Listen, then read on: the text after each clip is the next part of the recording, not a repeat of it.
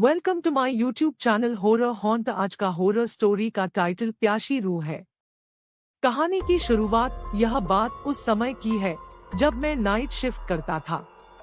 रात के करीब 2:30 बज रहे होंगे। नाइट शिफ्ट करने के बाद मैं पैदल ऑफिस से घर की ओर लौट रहा था। वाहन न होने के कारण बीते 1-1.5 साल से महानगर की सूनी बियावान और लंबी सड़कें हमसाया बनकर मेरे साथ चलती है। बाप रे, इतनी लंबी लंबी और भूतिया सड़कें खत्म होने का नाम ही नहीं लेती, बस चलती रहती है, चलती रहती है, रुकने का नाम ही नहीं लेती। कहीं ऐसा घनघोर अंधेरा कि पैर कहाँ पड़ रहे हैं पता ही न चले, तो कहीं खंभों की लाइट से फूटते सफेद झिलमिलाते प्रकाश में नहाती सड़कों की खूबसूरती देखते ही बनती है। रोजाना का रूटीन होने के कारण अब इन सूनी और अंधेरी सड़कों से डर नहीं लगता। इन्हीं सूने और बियावान रास्तों पर दिन भर इतना हैवी ट्रैफिक और चहल पहल रहती है कि एक कदम पैदल चलना भी दूभर हो जाए। मई की बेरहम गर्मी, माथे से चूता पसीना और ऐसे में अचानक हल्की हल्की ठंडी चलने लगे। माथे के पसीने से टकराती ठंडी हवा कितनी शीतलता प्रदान करती है। ऐसे में कौन बेवकूफ होगा जिसका मन गुनगुनाने को नहीं करेगा। गुनगुनाते हुआ मैं आगे बढ़ ही रहा था कि अचानक आंखें एक जगह पर जाकर ठिठक गई। सड़क किनारे एक सभ्य सी अधेड़ महिला खड़ी दिखाई दी। करीब 100 फीट की दूरी रही होगी। कंधे पर छोटा सा बैग लटका था, वहीं पैरों के पास भी एक ब्रीफकेस जमीन पर रखा दिखाई दिया।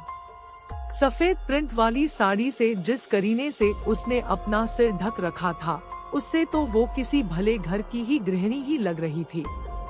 लेकिन इतनी रात गए, वो भी शहर के भीतर से गुजरने वाले हाईवे पर, कुछ अजीब सा लगा। हो सकता है मायके या ससुराल वालों ने बस में बिठा दिया हो और किसी कारण बस लेट होने पर महिला को देर रात यहाँ उतरना पड़ा हो। शायद उसका घर यहीं कहीं आसपास ही होगा, या फिर शायद सवारी ऑटो या रिक्शे का इंतजार कर रही हो। लेकिन इतनी रात गए रिक्शा कहाँ मिलेगा? शायद घर का कोई परिजन गाड़ी लेकर आ रहा होगा। शायद शायद शायद सोचते हुए मैं उसके बहुत करीब आ गया। नजरों से नजरें टकराई, मगर वो जरा भी नहीं झिमटी। मेरी आंखों में बराबर देखती रही। भय का नामोनिशान तक नहीं, वरना इतनी अंधेरी और सूनी रात में एक अकेली महिला, कम से कम मुझ जैसे मवाली सरीखे इंसान को देखकर तो डर ही जाए। लेकिन वो तो लगातार घूरती रही, चेहरे पर न कोई हाव न कोई भाव। हाँ, होठों पर मुस्कान बराबर जमी रही। मैं ही झेंप गया। मुझे ही नजरें हटाना पड़ी, कहीं ऐसी वैसी तो नहीं। फिर एकदम से सिर झटक दिया। होगी कोई, मुझे क्या लेना देना। मैं तेजी से कदम बढ़ाता हुआ अनजान महिला को क्रॉस कर गया। अनजाने डर और शर्म के मारे मैंने फिर पलटकर नहीं देखा। न जाने वो क्या सोच बैठे। चलते चलते मैं दूसरी सड़क पर आ पहुंचा। अब वो सड़क और महिला पूरी तरह से ओझल हो चुकी थी। कहीं कोई भूत तो नहीं थी। थोड़ी देर पहले भला लगने वाला रास्ता अब भयभीत करने लगा था। मैं जल्द अपने घर पहुंच जाना चाहता था। इसी तारतम्य में चाल में गजब की तेजी आ गई और बड़े बड़े डग भरने लगा। करीब 1.25 किमी ही चला था कि अचानक मुंह से चीख से निकल गई। वो महिला करीब 100 गज दूर उसके सामने सड़क किनारे ठीक उसी ढंग से खड़ी दिखाई दी।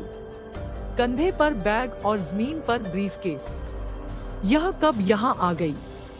एक ही रास्ता तो है।